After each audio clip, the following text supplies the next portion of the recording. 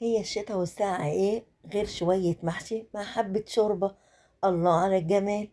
السلام عليكم، ازيكم يا حبايبي؟ عاملين ايه؟ يا رب تكونوا بخير. الجو ساقع قوي، واحسن حاجة في الساقعة طبق المحشي مع شوية شوربة. الله عليه. يلا بينا نشوف هنعمل المحشي ازاي من الالف للياء. نقول بسم الله ونبتدي. جبت كرنباية زي ما انتوا شايفينها كده.